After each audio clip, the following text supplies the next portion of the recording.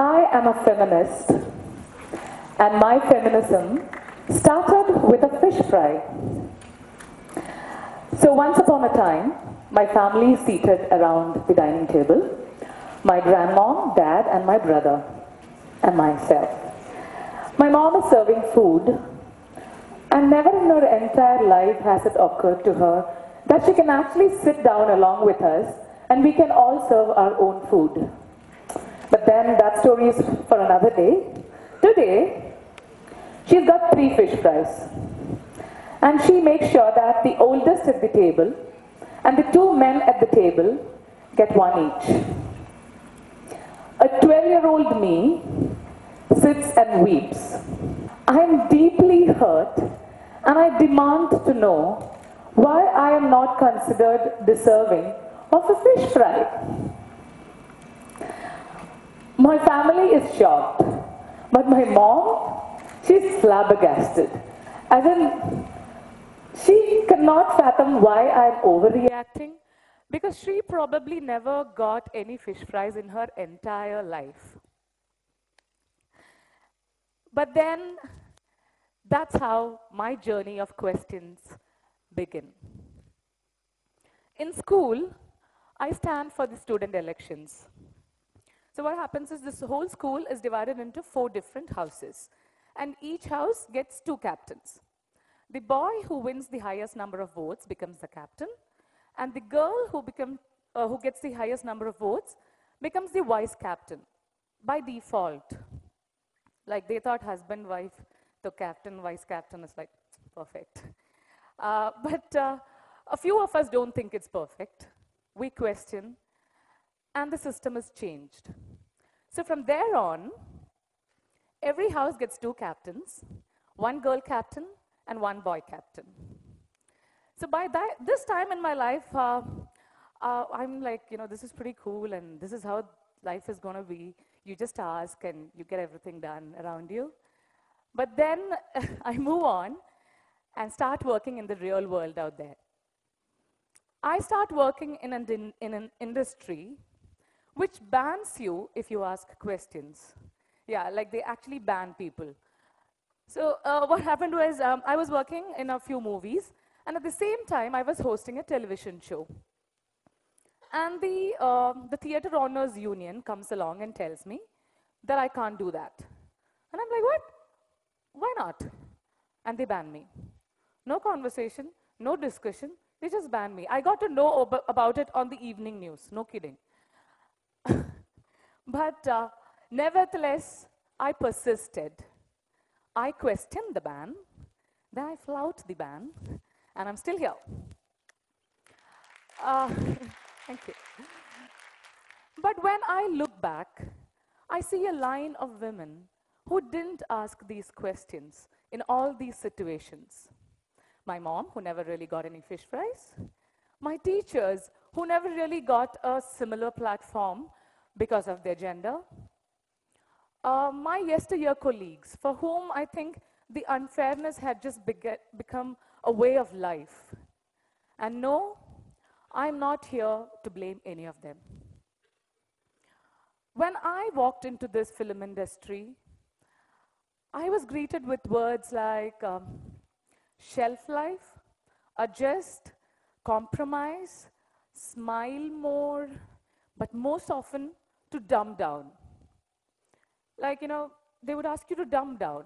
And I'm like, yeah, that comes very easily to us women. All the girls here, you remember when we were in the teenage years, we used to dumb down so that the boys would find us all coy and perfect marriage material types.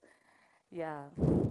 So, I think we girls are just very good at putting up an act because we are always told to be someone else, not us, someone the society wants us to be, not us for sure. So, and I think that's why we have about 150 actresses coming into the industry every other year to act opposite like 10 male actors who rule the industry. Yeah, they could only find about 10 men who could really act against the 150 girls. Don't worry, boys, it's just our experience working in our favor, really.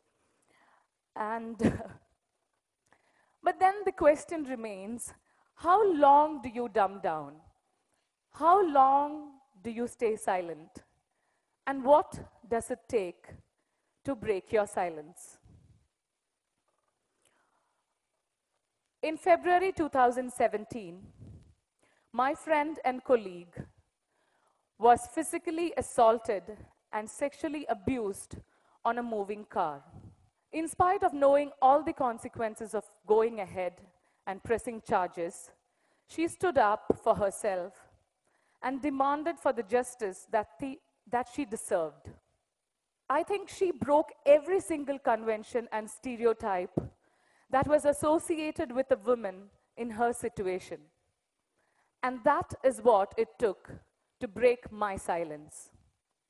And that opened a Pandora's box of questions, and we are seeking answers. Okay, so now let me give you a small glimpse into this Pandora's box. In the wake of this incident, the president of the All Malayali Movie Artists Association remarked that harassment, and sexual harassment in particular, was a thing of the past. Social media abuse on women is alarming right now. But if any of you women want to feel any better, please visit the comment section of an actress's FB profile. Like, you know, we kind of have our whole life figured out because they'll tell us what to wear, what to do, how to act, how to behave as a woman, as a daughter-in-law, as a wife. Like life lessons you want, come to our comment section. And you'll also get to know all the different sexual positions that they would like to rape us in. It is 2017, and female actors get paid 1/3 of their male counterparts. We are told we have absolutely no value when it comes to satellite rights. That is when they sell a movie to television houses. And also, we don't play any part in box office collections. So I'm thinking they might as well buy a few extra furnitures for the set design, or maybe they actually do think of us as furnitures already, you know, so I don't know about that. So the male to female ratio on any random set is 1:30. And we all know Kerala as a state has the healthiest sex ratio in the country today. The Vishaka guidelines, which has been laid out by the Supreme Court of India and which has been passed into a law recently, is not followed in such a big movie industry, in spite of us paying about 40% entertainment tax to the government. We have had production controllers barging into our rooms of actresses and physically assaulting them and being left scot-free with a customary suspension of like 2 months. Yeah. A male actor in between, say, 20 to 70 years, like married, unmarried, twice married, with kids, without kids, with grandkids, without grandkids, does not matter, irrespective. Male actors are given a platform to explore their craft, to excel in roles that are exclusively written for them, to grow, to evolve, to see their career take off when they are at their prime. And that is the way it should be. And I'm so happy for them as an artist, but not so happy for the actresses for whom every decision that she takes in her personal life affects her career, you know, getting a marriage, getting a divorce, getting a baby, if at all her career gets still there. Everything that she does affects her career. We all have at least one woman in our life who has completely influenced our being, our existence. Why is it that it is not reflected in the most popular art form of this century? Why is the stories of our women as citizens, as leaders, as villains, as dancers, as mothers, daughters, anything, but why is it not entertaining enough? Why is it not interesting or heroic enough? And now that we are at this topic of female representation in cinema, the highest grossing Malayalam movie in history had 4 women in it. 1, a nagging wife. 2, a sex siren who came on screen just to swoon at the hero. 3, a mother-in-law who is spewing expletives. 4, another wife who's pushing out baby after baby. And why should all of this bother you? I think we need to look at this industry as a microcosm of the larger world that we are living in. And the question still remains, is life imitating art or is art imitating life? And either ways, we have a problem. There is something called as the washing beta in the Malayalam film industry. So while you're working in a movie, your clothes, your soiled clothes are picked up from your room, washed, ironed, and dropped back to your room. You're given the best of food on sets, like, 2 delicacies for every other meal, beef included. Kerala. The production takes care of every small detail of your day-to-day life when you are working on their movie. This they do to ensure that true art is made in every possible way. And also, this career, this profession gives you so much of love and support from everybody around you. It's priceless.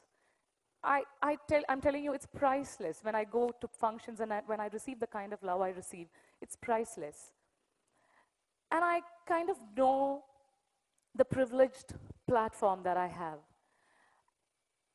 And I think it is not possible to stand in the middle of that kind of privilege and not stand up and do what you can do for a world that is inspiring us to do our art. It is not possible to turn a blind eye to the unabashed sexism, ageism, and casteism that exists in our society and is reflected in our cinema content and in the very fiber of our industry. You cannot not be disturbed by the fact that an artist community is not trying to change that narrative. You cannot not be disturbed by the fact that an audience community of the most literate, open-minded, and progressive state in the country today is not vehemently asking for that change in narrative. For the first time in this country, 20 women from different walks of cinema come together and ask these uncomfortable questions on behalf of everybody who wants to ask these questions and form the Women in Cinema Collective. We are at a very important crossroad in our lives. I think we at least live in times where we can actually ask for the fish fries we think we deserve. We need to seize this moment and sow the seeds of change. And like a true blue film lover, I want to borrow Shivaji Ganeshan's dialogues from Tevar Magan to kind of put things in perspective.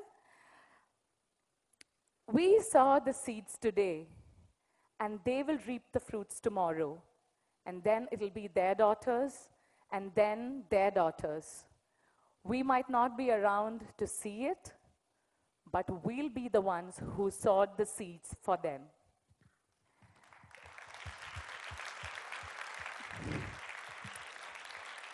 This is a call of duty for us, and our questions are our seeds of change.